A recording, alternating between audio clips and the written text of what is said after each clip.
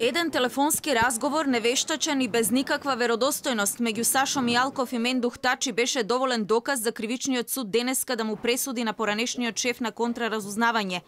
Мијалков е осуден на 3 години казна затвор, а по барање на СЈО повторно е вратен во шутка, иако тој издржува мерка куќен притвор.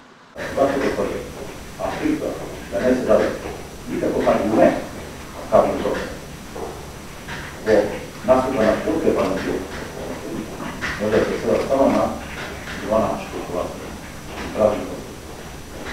Odnosno, naprotiv, ako se osvrnemo na jedna retrospektiva od znate godine postoje gledanje predstavlja, te može da ga pišemo da je ta narativo nam lepo da ću gledati. To je što je.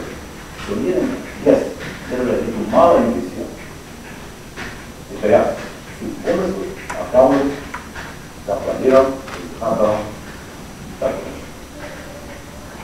Ja sam nekoliko navrati pred ovoj instituciju, a jedna prilika mi se dogovoriti što on je pokazati još odjedno nam je držati. To je neka negativna, velika nesrećavanja. Stilo na moje žive, ne je vegan, odnosno, tako mi je tako. Ja, никога ще ме победи.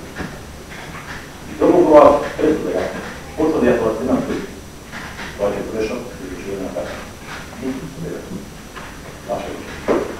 Овие зборови на Мијалков не беа доволно убедувачки за судечкиот совет, па најригорозната мерка беше спроведена веднаш, а додека се чекаше на одлуката, судот се преполни со припадници на специјалните и посебните единици на МВР. Во шутка го спроведоа и поранешниот член на ДИК Бедрадин Ибраими, кој беше осуден на 4,5 години затвор. Фетај за него побара најстрога мерка за обезбедување бидејќи, како што рече, не го почитувал СЈО.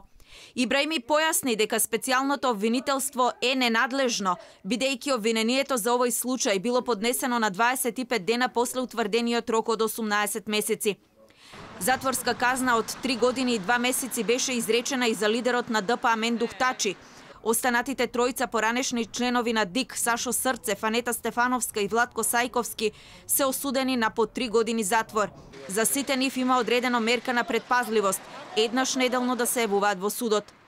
Одбраната ќе се жали на одлуката на Скопска единица. За нив и пресудата и изречените мерки се правно апсурдни. Според обвинението познато како Титаник 2, поранешниот директор на УБК Мијалков му се јавил на лидерот на ДПА Мендух Тачи, за да му каже на сопартиецот од ДИК Бедрадин Ибраими да гласа за поништување на гласање на едно избирачко место во Струмица за време на локалните избори. ДИК донеле одлука за прегласување. Таа одлука била обжалена на управен суд, за што имало пресуда идентична со одлуката на Државната изборна комисија. Првично со обвинението беа опфатени и судиите од управен суд, но апелациониот суд го отфрли обвинението како неосновано.